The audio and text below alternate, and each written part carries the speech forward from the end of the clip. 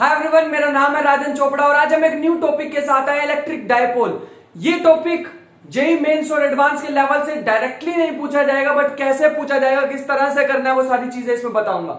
इसकी सिग्निफिकेंस क्या होती है, केमिस्ट्री में भी क्या ये यूज होता है, डायपोल मूवमेंट सुनी होगी वहां पे भी, वो सारी चीजें यहां पर आएंगी। और यहां पे मैं एक फॉर्मूला तुम्हें याद करने के लिए कहूंगा और थोड़े से इसके जितने अच्छे क्वेश्चन बन सकते हैं वो बताऊंगा। सिर्फ एक चीज मैं तुम्हें कहना चाहूंगा इस वीडियो के लिए, तुम्हें पहली वीडियो देखी होनी चाहिए तुमने। ये जो इलेक्ट्रोस्टैटिक 1 की सीरीज की फर्स्ट वीडियो है ना, वो जाके देख लेना, वरना यूट्यूब पे टाइप कर लेना इलेक्ट्रोस्टैटिक 1 मिनट कोर्सेज, तुम्हारे को मिल जाएगी। तो अगर तुमने वो पहली वीडियो देखी हुई है और माइंड तुम्हारा स्ट्रॉन्ग है, करने की उम्मीद है, तो आ जाओ स्टार्ट करते हैं। सबसे पहली चीज, इलेक्ट्रिक डायपोल। अब डायपोल होता क्या, सिंपल लैंग्वेज में, केमिस्ट्री और फिजिक्स में जो डिफरेंस है ना, मैं यहीं पे क्लियर कर देता हूं। केमिस्ट्री में होता है पॉजिटिव से नेगेटिव होती है डायरेक्शन इलेक्ट्रिक डायपोल की, फिजिक्स में उल्टी होती है नेगेटिव टू पॉजिटिव। कहां से कहां, नेगेटिव से पॉजिटिव। मतलब मैं डायपोल मूवमेंट को रिप्रेजेंट कैसे करूंगा, ऐसे डायपोल मूवमेंट को। अब ये डायपोल होते क्या, अगर तुम एक मॉलिक्यूल देखोगे ना, मॉलिक्यूल या कोई भी एटम देखोगे, उसमें बहुत सारे ऐसे डायपोल्स बने होते हैं। वो तुम केमिस्ट्री में पढ़ोगे, फिजिक्स में भी पढ़ोगे, बट केमिस्ट्री में ज्यादा इनका यूज होता है कि जितने भी है ना डायपोल्स बना लेते हैं। तुम मैग्नेटिज्म में ज्यादा डिटेल में पढ़ोगे इसको, मैग्नेटिज्म में मैं ज्यादा डिटेल में पढ़ा रहा हूं क्योंकि वहां पे मैग्नेटाइजेशन आ जाएगी, फिर हम पॉजिटिव नेगेटिव चार्जेस से, मैं वो सारी चीजें बाद में एक्सप्लेन करूंगा, अभी कंफ्यूज हो जाओगे। ये चीजें यहां पर इंपॉर्टेंट होती हैं जब ये पॉजिटिव और नेगेटिव चार्ज मिलके एक छोटा सा ग्रुप बना लेते हैं। मतलब ये पॉजिटिव नेगेटिव चार्ज मिलके एक छोटा सा ग्रुप बना लेंगे, उस ग्रुप में हमको एक प्रॉपर्टी डिफाइन करनी पड़ेगी।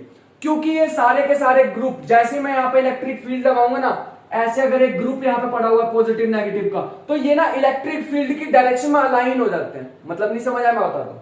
मान लो मार्कर ऐसे है और मैं फोर्स, मेरा हाथ ऐसे है, ये इलेक्ट्रिक लाइन है, मैं आंखें बंद कर लेता हूं बेशक, मैं ये मार्कर पड़ा हुआ है ऐसे, इसकी कुछ भी रैंडम डायरेक्शन है, ऐसे पड़ा हुआ, ये इलेक्ट्रिक फील्ड आ रही है, ये डायपोल पड़ा हुआ है, ये इसको अपनी डायरेक्शन में ले जाएगी, अपनी डायरेक्शन में अलाइन कर देगी। ठीक है, इसीलिए हम इस पे एक प्रॉपर्टी डिफाइन कर देते हैं जिसे हम कहते हैं डायपोल मूवमेंट। अब जिसने मेरी रोटेशनल की सीरीज नहीं देखी है उसको अच्छे से देख लो, रिकमेंड कर रहा हूं। अगर तुमने देख लिया तो बहुत अच्छी बात है। डायपोल मूवमेंट में मूवमेंट वर्ड इंपॉर्टेंट है। मूवमेंट का मतलब रोटेशन इंक्लूड होगा इसमें। अब रोटेशन आ गई तो सारी रोटेशनल मैकेनिक्स वापस, सारे के सारे क्वेश्चन अच्छे। अब जेईई एडवांस यही खेल जाएगा, तुम्हें इसके साथ जो भी मैं आज पढ़ाने वाला हूं उसके साथ रोटेशन मिक्स करके डाल देगा, वो जेईई एडवांस का क्वेश्चन बन गया। ये तो एक तरह की रेसिपी है, इसमें ये डाला उसमें वो डाला, क्वेश्चन तैयार, ऐसे क्वेश्चन बनते हैं। अब एक प्रॉपर्टी डिफाइन कर देते हैं डायपोल मूवमेंट, जिसको रिप्रेजेंट करेंगे हम पी से। पी क्या होता है, पी होता है dipole movement which is equal to distance between two charges. कितना है यहां पे, मान लेते हैं एल, 2L मान लेते हैं, जनरली हम 2L सपोज करके चलते हैं, 2L मान लेते हैं। इसका डिस्टेंस कितना है 2L, और चार्ज कितना है, चार्ज का मैग्नीट्यूड Q, तो 2L/Q is the dipole movement. क्या कहते हैं इसको, डायपोल मूवमेंट। इस चीज को याद रखेंगे। ये तो हमने डिफाइन कर दी, ये तो हमने डिफाइन कर दी। क्या ये वेक्टर क्वांटिटी है या स्केलर क्वांटिटी है, वेक्टर क्वांटिटी है। P vector is equal to 2Q into L vector. क्यों L वेक्टर, क्योंकि एक डायरेक्शन को शो कर रहा है, नेगेटिव टू पॉजिटिव। क्या शो कर रहा है, नेगेटिव टू पॉजिटिव। ये तो छोटी छोटी बातें हो गई, अब बहुत अच्छी बात है, यहां तक सबको समझ आ गया। अब डायपोल मूवमेंट में ना तुम्हें यह ध्यान रखना होगा कि अब मैंने दो सिचुएशन लेनी है। एक तो मैं तीसरा यहां पे रख दूंगा, कोई पॉइंट यहां कंसीडर कर लेता हूं, एक ये रहा डायपोल, तीसरा पॉइंट यहां पे कंसीडर कर लिया। इस डायपोल की वजह से यहां पे कितनी इलेक्ट्रिक फील्ड है फाइंड आउट करके बताओ। अगर जिसने पहले वाली वीडियो देखी उसके लिए कुछ भी नहीं है, कुछ भी नहीं है। एक मेरे पास अगर इसका सेंटर ये है तो इसके सेंटर से फॉर एग्जांपल डी डिस्टेंस ऊपर, इसके सेंटर से डी डिस्टेंस ऊपर मुझे बताओ इसकी इलेक्ट्रिक फील्ड कितनी है इस डायपोल की वजह से। ये दो क्वेश्चन हमें करने हैं, तो ये क्वेश्चन करते हैं। तो चलो स्टार्ट करते हैं। सबसे पहला पॉइंट लेते हैं एक्सियल पॉइंट, एक्सियल। अब एक्सियल पॉइंट क्या होता है, मतलब कहने का मीनिंग सीधा सीधा ये है, कोई लंबी चौड़ी बात नहीं है। -Q चार्ज यहां पे ले लिया, पॉजिटिव Q चार्ज यहां पे ले लिया, इसके सेंटर से इसको कट कर दिया। 2L टोटल लेंथ बताई थी, बीच में से सेंटर में से कट किया, तो ये भी L, ये भी L। बात समझ में आ गई। यहां पे एक पॉइंट ले लेते हैं P पॉइंट। एक पी पॉइंट ले लेते हैं जो सेंटर से कितनी दूर है, सेंटर से दूर है डी डिस्टेंस। कितना डिस्टेंस, डी डिस्टेंस दूर है। बात समझ में आ गई सर हमें। अब ये नेगेटिव क्यू जो है ये इस पॉइंट को क्या करेगा, इस पॉइंट पर फोर्स लगाएगा अपनी तरफ। क्यों, नेगेटिव से जितनी भी लाइंस है वो अंदर को आती है, ठीक है, इसलिए अपनी तरफ लगाएगा। तो नेगेटिव लगाएगा इस डायरेक्शन में, पॉजिटिव लगाएगा इसकी ऑपोजिट डायरेक्शन में। देखते हैं ई नेट कहां पे आएगा। अभी के लिए हमें नहीं पता कहां पे आएगा ई नेट, अभी देखेंगे। चलो आ जाओ, पहले मुझे बताओ कि E1 क्या हो जाएगा, पॉजिटिव की वजह से क्या हो जाएगी इलेक्ट्रिक फील्ड, 1/4πε0। इसको के लिखते थे अभी तक हम, इसकी वैल्यू डाल दिया आज मैंने, थोड़ा न्यू भी कर दिया, ठीक है, वैरायटी ले आया। 1/4πε0 ये आ गया हमारे पास इनटू किसकी वजह से इलेक्ट्रिक फील्ड प्रोड्यूस हो रही है, क्यू की वजह से। कहां पे, पी पे। कितने डिस्टेंस है ये हमें नहीं पता, तो निकालते हैं। टोटल था डी, उसमें से एल को खत्म कर दो तो ये कितना डिस्टेंस हुआ, डी माइनस एल। कितना हुआ, डी माइनस एल का स्क्वायर। बात समझ में आ गई, डी माइनस एल का स्क्वायर। E2 निकाल लो ऐसे, E2 क्या देगा, 1/4πε0 Q divided by D plus L का स्क्वायर। क्यों डी प्लस एल का स्क्वायर, ये डी है ये एल है तो ये डी प्लस एल का स्क्वायर। बात समझ में आ रही है सबको। इसको थोड़ा डार्क कर लेते हैं, अब ठीक लग रहा है, बढ़िया लग रहा है डायग्राम। चलो ये हो गया डी माइनस एल, ये हो गया डी प्लस एल। अब ई नेट निकालना है, ई नेट कैसे निकालेंगे देखते हैं। एक डायरेक्शन को पॉजिटिव मान लो, एक डायरेक्शन को नेगेटिव मान लो। मान लो मैंने आगे वाली डायरेक्शन पॉजिटिव मान ली, पिछले वाली डायरेक्शन नेगेटिव मान ली, तो क्या होगा, ये बन जाएगा E1 माइनस E2। बात समझ में आ गई। E1 माइनस E2 क्यों लिया, क्योंकि आगे वाली डायरेक्शन पॉजिटिव, पीछे वाली डायरेक्शन नेगेटिव। वैल्यू पुट कर दो, क्या कॉमन आ जाएगा, Q/4πε0 सबको दिख रहा है, कॉमन आ जाएगा। ब्रैकेट में क्या रह जाएगा, पहली term Q/d minus sorry 1/d minus L का whole square minus 1/d plus L का होल स्क्वायर। समझ में आई बात। चलो आ जाओ। अगर तो ई नेट पॉजिटिव आया तो वो इस डायरेक्शन में होगा, नेगेटिव आया तो पीछे की डायरेक्शन में होगा। समझ आ गई बात। हाँ, तो ये बन जाएगा कुछ Q/4πε0 और इसका एलसीएम ले लो सिंपल सा, तो एलसीएम बन जाएगा, ये इधर आ जाएगी ब्रैकेट, ये इधर आ जाएगी, नीचे दोनों की मल्टीप्लीकेशन। मेरे को यही आती है, देखो इसको सॉल्व करना। 1/2 प्लस 1/3 कैसे होता है, 3 यहाँ लिख दो 2 यहाँ लिख दो, नीचे मल्टीप्लीकेशन 3 + 2 2 × 3। तुम्हें लग रहा होगा कि भैया सर कितना बेसिक करा रहे, भैया या सर जो भी बोलते हो, तुम्हें लगेगा ये कितनी बेसिक चीज करा रहे। बेटा इंपॉर्टेंट है, बहुत इंपॉर्टेंट है, अभी समझ आएगी इनकी चीजों का main use. d plus L whole square, d plus L whole square minus में d minus L whole square divided by d plus L d minus L. इसके पूरे का होल स्क्वायर लिख दो नीचे तो पूरे का होल स्क्वायर लिख देते हैं, क्योंकि कोई बात नहीं, मतलब कोई प्रॉब्लम नहीं होगी, क्योंकि ये और ये मल्टीप्लीकेशन में, इसलिए a plus B A minus B, A square minus B square, पता है। हाँ, तो ये आ जाएगा Q/4πε0। ऊपर देखो a square plus B square plus 2ab, तो यहां से बचेगा 2dl, इसके साथ कैंसिल हो जाएगा ना यार। d स्क्वायर, ये देखो माइनस का साइन बाहर भी है, ये माइनस वाला 2ab वाली टर्म को पॉजिटिव कर देगा। खुद ओपन करके देखना, तो आंसर आएगा ऊपर 4dl। खुद करके देखना, मैं क्यों बताऊं, खुद करना। Divided by a square plus B, a plus B minus B, a square minus B square, d square minus L square. बात समझ में आ गई सर। चलो तो हो गया खत्म, ये बन गया Q/4πε0 और ये बन गया 4dl डिवाइडेड बाय दिस। एक चीज अब यहां पे देखो, ये वाला जो डिस्टेंस होता है ना यार, एक्चुअल में जो डायपोल्स होते हैं ना, एक्चुअल में जो एटम के बीच में, मॉलिक्यूल के बीच में होते हैं, वो इतनी पास होते हैं, इतनी पास, और जो पॉइंट हम कंसीडर करते हैं इतनी दूर। मतलब रिलेटिवली ये पॉइंट इसके रिस्पेक्ट में बहुत छोटा, बहुत छोटा। मतलब ये जो L है which is very very less than this D, ये चीज को कंसीडर करना है। अगर हम ये चीज को कंसीडर कर रहे हैं, और एक्चुअल में करनी भी पड़ती है, क्यों, क्योंकि हमारे पास डायपोल की जो डिस्टेंस होती है ना बीच में, बहुत छोटी होती है। तो यहां पे लिख लो L is less than D। तो यहां पे इसके रिस्पेक्ट में तो ये खत्म हो जाएगा, इसके रिस्पेक्ट में खत्म हो जाएगा, तो नीचे क्या आ जाएगा, ये ठीक लिखा मैंने DL, ये वो डिफरेंशिएशन वाला DL नहीं है। D के रिस्पेक्ट में L को खत्म कर देंगे, नीचे आ जाएगा D की पावर 4। बात समझ में आ गई। नेक्स्ट क्या आ जाएगा, Q4dl divided by 4πε0 L d raise to power 4 नीचे है, एक ऊपर है तो एक खत्म हो जाएगा, ये बच जाएगा d की पावर 3। ध्यान से देखो, अगर मैं इसको ऐसे लिख दूं 2QL इंटू में 2 divided by 4 pi epsilon not D cube, क्या होगा इससे? ये 2QD, मैंने इसको एक ब्रैकेट में क्यों लिख दिया? अभी अभी डेफिनेशन बताई थी, this is called dipole movement. क्या कहते हैं इसको? Dipole movement. और ये तो पूरी पॉजिटिव क्वांटिटी आ गई, और मतलब ई नेट कहां पे होगा? दूर होगा ई नेट। अभी बताऊंगा, अभी फील भी करा दूंगा क्यों दूर होगा। अभी देखना कितना आ जाएगा ई नेट। ई नेट आ जाएगा 2p divided by 4 pi epsilon not D cube. मेरे को फॉर्मूला थोड़ा अच्छा नहीं लग रहा, थोड़ा ढंग का बनाते हैं। ये बन जाएगा 2, ये बन जाएगा 2kp divided by D cube. पता कैसे लिखा? अच्छा, ये मैंने थोड़ा सा रब कर दिया, इसको थोड़ा यहां पे लिख देता हूं d माइनस है, ठीक है। ये k कैसे बन गया? 1/4 पाई एप्सिलॉन नॉट को अभी तक k ही लिखता है ना। अब थोड़ा अच्छा लग रहा है फॉर्मूला देखने में, ये लो अब थोड़ा अच्छा लग रहा है। क्या ई नेट वेक्टर क्वांटिटी है? हाँ, इसकी डायरेक्शन ये रही, पॉजिटिव टू नेगेटिव। अब थोड़ा फील कराता हूं कि एक्चुअल में ई नेट उधर की साइड क्यों आया। अब अगर ध्यान से देखो, तुम एक चीज देखना ध्यान से, क्या पॉजिटिव चार्ज जो है वो पास है पी पॉइंट के as compare to negative? Positive जो है वो पी के पास है, पास में, ये डिस्टेंस कम है, तो ये इस पे ज्यादा फोर्स लगाएगा। मतलब इसका जो मैग्नीट्यूड होगा एरो का वो इतना बड़ा होगा, और जो नेगेटिव है वो दूर से लगा रहा है, इसीलिए उसका थोड़ा छोटा होगा। नेट कहां पे आएगा? सामने की तरफ आएगा नेट।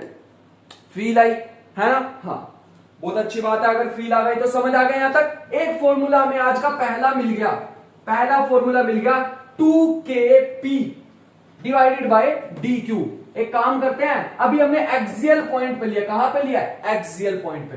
अब कहां पे लेते हैं? अब हम लेते हैं इक्विटोरियल पे। इक्विटोरियल पे क्या सोल्व करते हैं? अगर कोई पॉइंट इक्विटोरियल पे है, इक्विटोरियल का मतलब मैं बताता हूं तुम्हें कि अगर एक चार्ज, थोड़ा सा इसको ढंग का बनाएंगे डायग्राम को, ये माइनस क्यू है, ये प्लस क्यू है, और ये एक लाइन सपोज कर लेते हैं 2l का टोटल डिस्टेंस होता है। इसके बिल्कुल सेंटर के ऊपर अगर मैं एक पॉइंट ले लूं, this point is called equatorial. समझ आ गई? मान लो ये डिस्टेंस को दोबारा d, क्या मान लो? d ही मान लो दोबारा। समझ आ गई? ये l हो जाएगा, ये l हो जाएगा। क्यों भाई? ऐसे कैसे? l कैसे हो गया? टोटल 2l था, सेंटर से कट कर दो, l बन गया। सिंपल सा लॉजिक, बात समझ में आ गई। ये इस पे कितना फोर्स लगाएगा? ये इस पे लगाएगा इधर की डायरेक्शन में E1। कितना लगाएगा? E1 लगाएगा। ये इस पे कितना फोर्स लगाएगा? ये लगाएगा ऑपोजिट डायरेक्शन में। क्यों ऑपोजिट डायरेक्शन में? क्योंकि नेगेटिव तो अपनी तरफ अट्रैक्ट करता है, तो ये E2 लगाएगा, E2 लगाएगा। बात समझ में आ गई? अगर ये एंगल थीटा है और ये अगर ई नेट है, ये अगर ई नेट है, तो ये कितना होगा? ये होगा थीटा। इसका रीजन तुम्हें कैसे समझ आएगा? भैया आपने बिल्कुल स्ट्रेट कैसे मान लिया, ई नेट बिल्कुल बीच में से कैसे पास करेगा? रीजन सुनो, अब रीजन सुनो। E1 निकालते हैं, इसका रीजन सुन लो ध्यान से, बहुत इंपॉर्टेंट रीजन है। छोटी छोटी चीजें कलेक्ट करोगे तो बड़ी चीज निकल के आती है। E1 कैसे निकलेगा? K times Q divided by distance का स्क्वायर। इनके बीच में डिस्टेंस कितना? क्या L है या D है? नहीं, ना L है ना D है, ये डिस्टेंस है। कितना है? ये है root of L square plus D square, root of L square plus D square का होल स्क्वायर। बात समझ में आ गई? तो बहुत अच्छी बात थी। E2 क्या आ जाएगा? E2 भी आ जाएगा KQ divided by L square plus D square, क्योंकि डिस्टेंस तो सेम ही है ना यार। अब तुम कहोगे अच्छा तुमने यहाँ पे माइनस क्यू क्यों नहीं लिया? फिर तुमने मेरी पहली वीडियो ही नहीं देखी कि दो में से एक ही चीज कंसीडर करो। या तो तुम यहाँ पे माइनस रख लो या यहाँ पे डायरेक्शन शो कर दो। मैंने डायरेक्शन शो कर दिया, अपनी तरफ अट्रैक्ट कर रहा है, दूर। बात समझ में आ गई? तो मैंने हमेशा बताया फायदा किससे होगा? डायरेक्शन से। तो यहाँ पे कितना आ गया? ये आ गया के Q divided by L square plus D square, क्योंकि रूट से तो कैंसिल हो जाएगा, रूट से स्क्वायर कैंसिल, और ये भी कितना आ जाएगा? के Q divided by L square plus D square. अब ध्यान से देखो, इसका मतलब E1 is equal to E2। ध्यान से देख लो, दोनों इक्वल आ रही है, तो इसीलिए इसको मैं E लिख सकता हूं। मतलब E नेट जो होगा, E नेट होना चाहिए था E1 plus E2 which is equal to 2E, क्योंकि दोनों इक्वल है।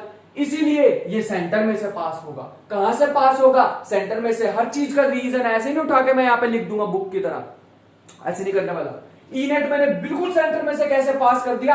इसलिए पास कर दिया क्योंकि ये E1 और E2 का मैग्नीट्यूड क्या आ रहा है? इक्वल आ रहा है। देख लो, मैग्नीट्यूड इक्वल आ रहा है, इसीलिए बीच में जब पास हुआ ये थीटा, तो ये भी थीटा, क्योंकि ये दोनों क्या है? कॉन्ग्रुएंट ट्रायंगल है। ये भी थीटा है, तो ये भी थीटा है।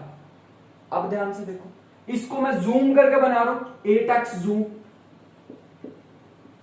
अब ध्यान से देखना इस पॉइंट को, ये इधर की साइड E1 है, ये इसके साथ थीटा बना रहा है, तो ये होगा 2E सॉरी ये होगा E1 cos थीटा, और ऊपर क्या होगा, ऊपर होगा E1 sin theta, E1 sin theta. इधर की डायरेक्शन में क्या है, इधर की डायरेक्शन में E2, और ये बन रहा है थीटा, तो इधर की डायरेक्शन में क्या आएगा 2E cos मतलब E2 cos थीटा, यहां आ जाएगा E2 cos थीटा, और नीचे की डायरेक्शन में क्या आएगा E2 sin थीटा। अब ध्यान से देखो E1 is equal to E2 है, तो ये दोनों मिलके क्या बन जाएंगे 2E cos थीटा, और ये भी E1 cos थीटा, ये भी E cos थीटा, ये भी E cos थीटा, तो एक दूसरे को कैंसिल कर देंगे। क्यों, ये क्यों कैंसिल कर दिया भाई, ये इसलिए कैंसिल कर दिया क्योंकि इनके मैग्नीट्यूड इक्वल है, ई इक्वल है ना, और ऑपोजिट डायरेक्शन में है, इसलिए इन्होंने इक्वल कर दिया। तो अब ध्यान से देखो जो कैलकुलेशन मैं करने वाला हूं, ई बन जाएगा, ई क्या बन जाएगा 2E cos थीटा, साइन वाले तो गए, साइन वाले कंपोनेंट गए, तो ये बन जाएगा 2E cos theta which is equal to 2E, E की वैल्यू रख दो यहां से, ई की वैल्यू यहां से रख दो, कितनी आ रही है KQ divided by L square plus D square. बात समझ में आ गई सर, ये तो हमें cos थीटा की ट्रायंगल से निकाल दो, cos theta is base upon hypotenuse, base है L डिवाइडेड बाय हाइपोटेन्यूज कितनी है L square plus D square, इसकी पावर 1 है, इसकी 1/2 है, तो टोटल 3/2, तो ये बन जाएगा 2QL, साथ में आ जाएगा K डिवाइडेड में L square plus D square की पावर 3/2। बात समझ में आ गई, इजी था ना। हाँ, तो ये आ जाएगा, ये क्या होता है P, KP divided by L square जो होता है बहुत, मतलब L जो होता है बहुत छोटा होता है एज कंपेयर टू D, तो ये इसके कंपैरिजन में क्योंकि बहुत छोटा है, L बहुत छोटा है, इसीलिए हम क्या करेंगे, इसको लिख देंगे D स्क्वायर की पावर 3/2, 2 से 2 कैंसिल हो जाएगा, ये आ जाएगा KP divided by DQ, KP divided by DQ, उसका फॉर्मूला क्या आता है एक्सियल वाले का, उसका आता है 2KP डिवाइडेड बाय DQ, ये आ रहा था फॉर्मूला। ठीक है यार, ये तो 2 ही पॉइंट्स है, मजा सा नहीं आ रहा है ना, मतलब मेरा कहने का ये है कि ये तो सिर्फ 2 ही पॉइंट है ना, या तो इक्वेटोरियल पे या तो, अच्छा जिसने नोट नहीं किया ना थोड़ी वीडियो बैक करके पॉज करके नोट कर लेना, ठीक है। मैंने जल्दी जल्दी में थोड़ी एक्साइटमेंट में इसको रब कर दिया। देखो मजा क्यों नहीं आया, इसलिए नहीं आया क्योंकि ना, मजा इसलिए नहीं आया, यहां पे ना सिर्फ 2 ही तो पॉइंट ले सकते थे हम, एक तो ले लिया एक्सियल पे, एक ले लिया इक्वेटोरियल पे। अगर उन्होंने एग्जाम में ये ना पूछे थे, उन्होंने तुम्हें जनरली कह दिया कि तुम 5 मीटर और 30 डिग्री पे बताओ कितनी इलेक्ट्रिक फील्ड है, फिर यार फिर तो फंस जाएंगे। लेकिन कौन पढ़ा रहा है तुम्हें, राजन पढ़ा रहा है, तो ऐसे कैसे फंसने दूंगा मैं तुम्हें। अब देखो एक न्यू चीज, एक इसके लिए पहले मैं चीज सिखाऊंगा जो जनरली ना बुक में ना किसी इंस्टीट्यूशन में ज्यादा सिखाई नहीं जाती, जिसे कहते हैं पोलर कोऑर्डिनेट्स। इसका थोड़ा सा तुम्हें यूज है तो वो सीख लो, जितना यूज है उतना सीख लोगे तो बहुत फायदे में रह जाओगे। अगर कोई भी कोऑर्डिनेट्स हैं तो मैं उसके पॉइंट को कैसे रिप्रेजेंट करता हूं, एक्स कोमा वाई, छोड़ दो उसे, भूल जाओ, आज से एक्स कोमा वाई नहीं याद करना, आज से याद करना है R comma theta, R comma theta, Y R comma theta. अगर आर तुम डिस्टेंस चल लो और एंगल ऐसे ऐसे घूम लो तो तुम एक्स और वाई को रिप्रेजेंट कर सकते हो। नहीं समझ आया, मैं एक और चीज बताता हूं, तुम एक्स वाई लिखो यहाँ पे, जिनको शंका है वो एक्स वाई लिखो यहाँ पे, एक्स वाई लिख लिया सबने। अब देखो ये डिस्टेंस मैं मान के चल रहा हूं आर, तो ये मैं मान के चल रहा हूं थीटा, तो ये आर है तो ये कितना होगा आर कोस थीटा। एक्चुअल में ये क्या होता है एक्स, एक्स की जगह आ गया आर कोस थीटा। ये डिस्टेंस कितना है आर साइन थीटा, कितना है आर साइन थीटा। और वैसे क्या होता है वाई, लो एक्स कोमा वाई की जगह मैं ये भी लिख सकता हूं, क्या लिख सकता हूं R cos theta comma R sine theta. Main तुम्हें यही सीखने की बात थी, मतलब मैं एक्स और वाई को और कैसे लिख सकता हूं, इन टर्म्स ऑफ आर और थीटा लिख सकता हूं, ऐसे किसी भी पॉइंट को ऐसे भी रिप्रेजेंट कर सकता हूं। This is called polar coordinates. क्या कहते हैं पोलर कोऑर्डिनेट्स, पोलर कोऑर्डिनेट्स। भैया अगर ये बात दिमाग में डल गई ना, पता नहीं कितनी चीजें तुम सॉल्व कर दोगे, पता ही नहीं कितनी, इसमें ही नहीं सिर्फ बहुत सारी जगह पे, बहुत सारी जगह पे। सो यहां तक क्लियर है। अब ना मैं एक जनरल पॉइंट ले लेता हूं, बात क्लियर हो गई ना पक्का। हाँ, अब मैं एक जनरल पॉइंट ले लेता हूं, एक डायपोल के पास कोई भी एक जनरल पॉइंट, तुम्हारी मर्जी जहां तुम्हें लेना हो ले लो एक पॉइंट। कैसे देखो, अगर तुम ये डायपोल ले लो दोबारा माइनस क्यू, और ये डायपोल यहां पे है एक चार्ज प्लस क्यू, ये मैंने सपोज कर लिया यहां, बात समझ में आ गई। इनके बीच का डिस्टेंस दोबारा वही कहानी, इधर को होगा डायपोल मोमेंट का होगी, इधर को होगी पी वेक्टर, बीच में से एक पॉइंट। अब मैंने ना रैंडमली इसको ओरिजिन मान लिया, इसको ओरिजिन मान लिया। अब मैं जितने भी आर थीटा होंगे वो यहीं से मेजर करूंगा। मैंने रैंडमली कहीं भी स्पेस में मैंने अपनी आंखें बंद की और यहां पे एक पॉइंट लगा दिया। बात समझे? यहां से यहां तक का डिस्टेंस मान लो डी, यहां से यहां तक का डिस्टेंस मान लो डी। अब तुम इस पी को ना दो पार्ट में ब्रेक कर दो, इस पी को दो पार्ट में ब्रेक कर दो। ये पी है, ये मान लो थीटा है, तो इधर की डायरेक्शन में क्या आ जाएगा? ये पी है, ये थीटा है, तो ये क्या बन जाएगा? ये बन जाएगा, एक मिनट, ये बन जाएगा पी कोस थीटा, और ये वाली लाइन क्या बन जाएगी? P sine theta. समझ नहीं आया मैंने क्या किया? नहीं समझ आया मैंने क्या किया? कोई बात नहीं। अगर ये स्ट्रेट लाइन जो है ये पी है, क्या है? ये पी को रिप्रेजेंट कर रहा है, तो उसका इधर कंपोनेंट कितना हो जाएगा? पी कोस थीटा, क्योंकि थीटा तो इसके साथ है। इधर हो जाएगा पी कोस थीटा, इधर की साइड हो जाएगा पी साइन थीटा। बात समझ में आ गई? थोड़ा मजा आया करके? ये पी है, इसका इधर कंपोनेंट पी कोस थीटा। यहां पे देख लो, ये एक पी वेक्टर है, तो इसका अगर ये इसके साथ थीटा एंगल बना रहा है तो ये होगा पी कोस थीटा, और इसके परपेंडिकुलर डायरेक्शन, इसके परपेंडिकुलर डायरेक्शन में क्या होगा? P sine theta. ये चीज को ध्यान दो। बात समझ में आ गई? ठीक लग रहा? साइड में बना के ठीक लग रहा ना? हाँ। तो अब तुम अगर ध्यान से देखो तो तुम्हारे को वही क्वेश्चन दोबारा मिल गया जो तुमने यहां पे किया था। मतलब अभी भी अगर तुम ध्यान से देखो, इस पे पॉइंट पे, ए पॉइंट पे अगर तुम ध्यान से देखो तो इस पॉइंट पे दिखेगा इस डायपोल की वजह से दो तरह की इलेक्ट्रिक फील्ड आएगी। एक आएगी दोबारा से एक्सियल और एक आएगी दोबारा से इक्विटोरियल। इक्विटोरियल की डायरेक्शन इधर ही थी ना। अगर एक है ई एक्सियल और एक है इक्विटोरियल, बात समझ में आ रही है? तो इनका ई नेट कहां से पास करेगा? बीच में से पास करेगा। कहां से पास करेगा? बीच में से पास करेगा। इस लाइन के अलोंग क्या आती है? एक्सियल। पहले ही बता चुको।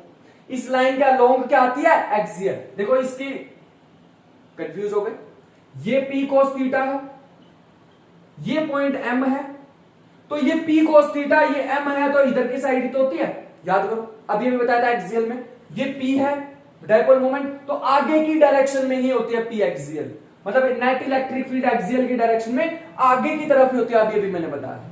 बात समझ में आ गई? वही तो चीज है, वही चीज है।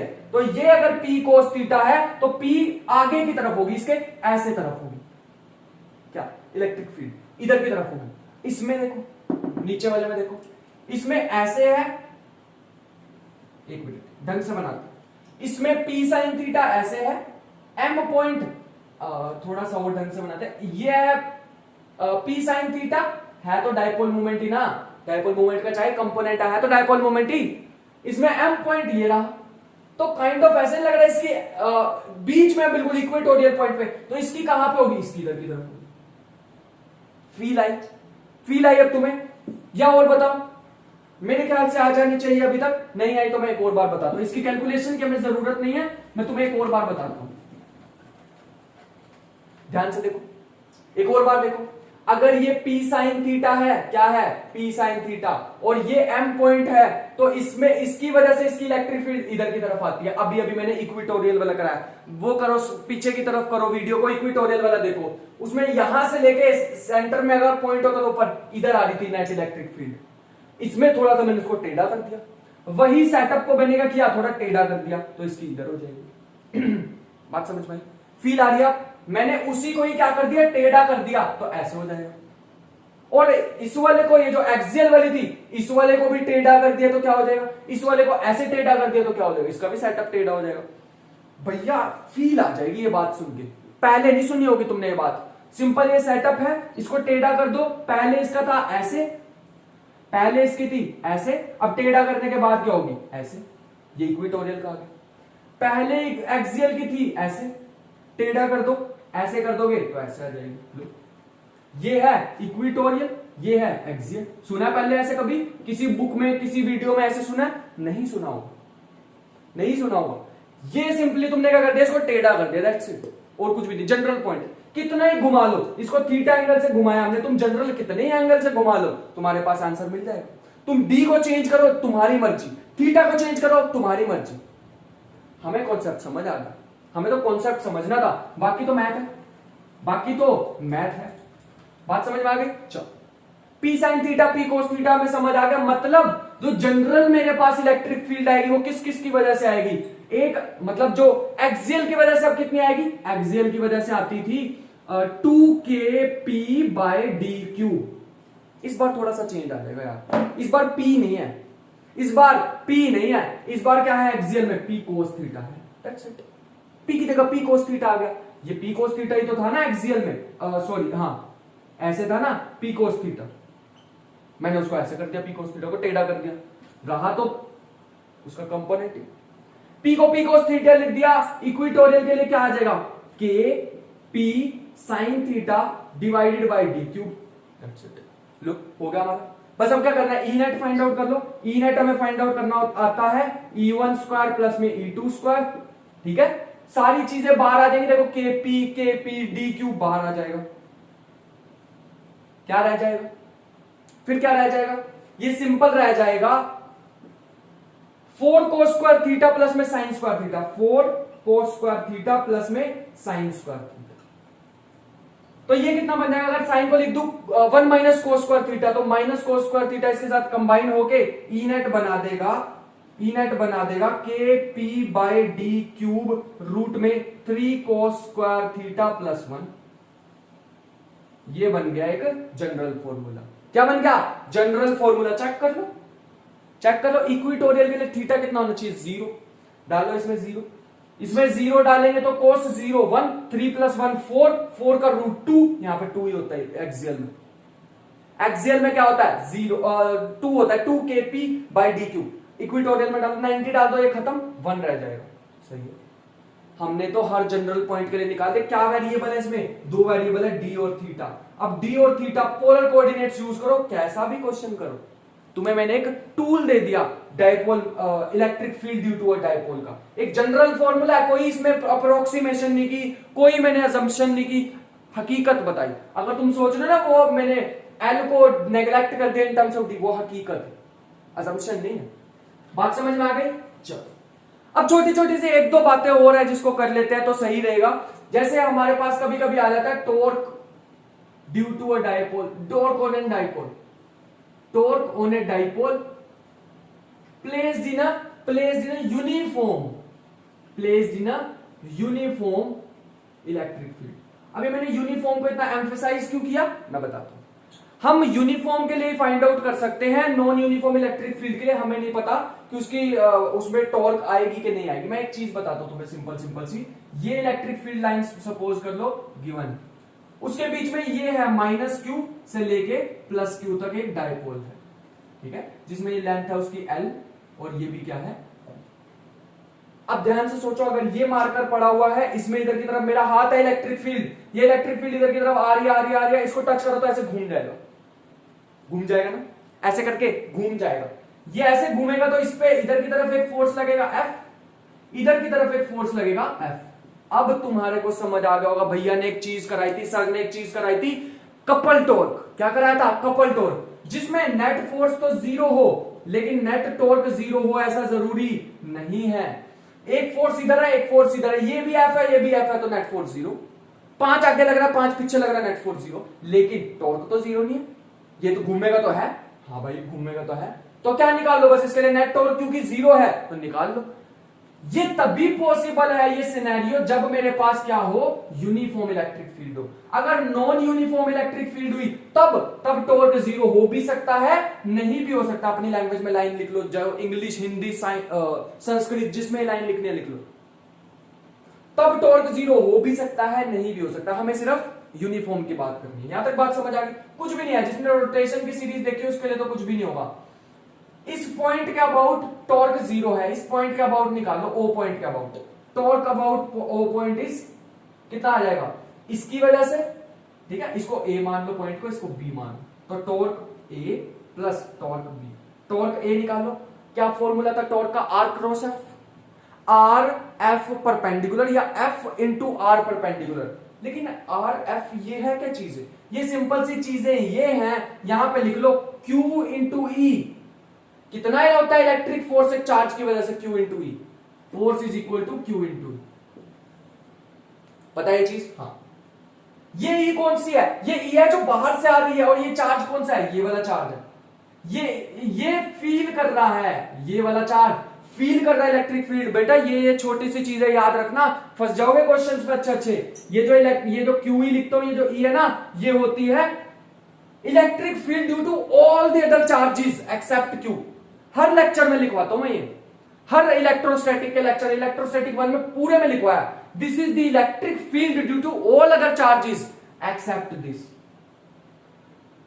ये फील कर रहा है ये वाली इलेक्ट्रिक फील्ड, दूसरों की इलेक्ट्रिक फील्ड। डेफिनेशन में भी बताया था। ये चीज नहीं आती ना तो दुविधा हो जाएगी, फंस जाओगे क्वेश्चंस में। क्यू ई इंटू में आर परपेंडिकुलर, क्या है आर परपेंडिकुलर? क्या ये आर परपेंडिकुलर है? नहीं। अगर मैं इसको पीछे से थोड़ा बड़ा बड़ा बड़ा बड़ा कर दूं तो ये है आर परपेंडिकुलर। अगर इसको मान लेते हैं थीटा, तो ये कितना हो जाएगा? कितना हो जाएगा? L sine theta. बात समझ में आई? इसको एल इधर लिखो। परपेंडिकुलर डिस्टेंस क्या होता है? अगर ये है और ये फोर्स लग रहा है, तो फोर्स ये रहा, क्या ये परपेंडिकुलर डिस्टेंस है? नहीं। परपेंडिकुलर डिस्टेंस ये बताओ, ये फोर्स, ये आर परपेंडिकुलर। बात समझ में आ गई? ये सारी चीजें मैंने क्लियर करी है। आर परपेंडिकुलर आ जाएगा L sine theta, L sine theta, L sine theta plus में यहां पे फिर क्या आ जाएगा? Q E L sine theta. क्यों? क्योंकि इस बार भी क्या आ जाएगा? ये एल है तो ये L sine theta, perpendicular distance वही रहेगा। फोर्स से लेना परपेंडिकुलर डिस्टेंस, ये ध्यान रखना, फोर्स से perpendicular distance, perpendicular distance between force and, so perpendicular distance force से लेना होता है। ये चीज समझ आ गई? यहां पर 2 ई cos थीटा, साथ में एल भी रहेगा, तो ये 2 क्यू एल दोबारा क्या बन जाएगा? डायपोल मूवमेंट रह जाएगा, टॉर्क क्या रह जाएगा? P E sine theta. अब ध्यान से सुनो, ये बन जाता है पी क्रॉस ई। क्या बन जाता है? पी क्रॉस ई। डायरेक्शन बताओ, क्यों पी क्रॉस ई क्यों बन गया? क्योंकि साइन थीटा है। हमने देखा हुआ है A B sine theta is equal to A cross B. क्या होता है? A cross B. समझ आई बात? ये सारी मैथमेटिकल में सिखाई हुई है चीजें, जिसको नहीं समझ आती है तो वो एक बार मतलब एक बार रिवाइज कर लेना, ठीक है? यहां तक बात क्लियर है सबको? पीई बन गया, पी क्रॉस ई, ठीक है? ये तो वेक्टर क्वांटिटी आ गई, पी क्रॉस ई। डायरेक्शन बताओ, डायरेक्शन इसकी होगी इधर की साइड। देखो इधर घूम रहा है ना, तो इधर की साइड करो, अंदर जा रहा था हम, तो इसकी डायरेक्शन कहां होगी? अंदर की साइड। कहां होगी? अंदर की साइड होगी डायरेक्शन। कहां? क्लॉकवाइज लिख लो, बुक में क्लॉकवाइज लिखो तो तुम क्लॉकवाइज लिख लो। हमने तो ऐसे सीखा था भाई, हमने तो ऐसे सीखा था, तो हम ऐसे लिखेंगे। यहां तक बात क्लियर हो गई? अब हमारे को टॉर्क पता लग गया। अब हम देखते हैं टॉर्क मैक्सिमम मिनिमम कब लगेगा। सिंपल साइन थीटा से तुम्हें पता लग जाएगा, और जो मैंने पहले ही बेसिक तुम्हें सिखा चुका हूं एडवांस लेवल के, वो बेसिक को भी यूज करना। भैया मैंने बहुत सारी चीजें सिखा दी, तुम्हें पता है, बहुत सारी चीजें। अगर तुम नोट करते हो ना, उसके साथ साथ रोज की रोज रिवाइज करो, तभी तुम्हारे कॉन्सेप्ट क्लियर हो पाएंगे, वरना नहीं हो पाएंगे। अब जो मैं बता रहा हूं, अगर तुम्हें समझ नहीं ना आएगा तो तुम रिवाइज करना अपने बेसिक्स को। थीटा की कितनी पॉसिबल वैल्यू? 0, 90, 180, जिन पे ज्यादा इफेक्ट हमें दिखेगा। 0 का मतलब इलेक्ट्रिक फील्ड भी इधर है, और डायपोल भी ऐसे ही पड़ा हुआ है, मतलब ऐसे है इलेक्ट्रिक फील्ड, और ये जो डायपोल है ये भी ऐसे ही पड़ा हुआ है, ये माइनस ये प्लस ऐसे ही पड़ा हुआ है डायपोल भी। दोनों के बीच में 0 एंगल है, तो साइन 0 क्या होता है? साइन 0 क्या होता है? 0। तो ये क्या आ जाएगा? टॉर्क क्या आ जाएगा? टॉर्क आ जाएगा 0। इसका मतलब ये कैसा होगा? स्टेबल। कैसा होगा? स्टेबल। दूसरी सिचुएशन 180 वाली ले आओ। 180 वाली मतलब इसमें क्या होगा? मिनिमम। इसमें क्या होगा? मिनिमम, और साथ में स्टेबल। 180 में क्या होगा? Sine 180 is also 0। इसका मतलब ये इस बार पीछे की साइड होगा, मतलब नेगेटिव इधर, पॉजिटिव इधर। डायपोल मूवमेंट इधर की डायरेक्शन में होती है, नेगेटिव टू पॉजिटिव, इस डायरेक्शन में पड़ा हुआ, उल्टा पड़ा हुआ है। इसमें भी मिनिमम होगा, 0 हो गया। लेकिन इसमें अनस्टेबल होगा। क्यों?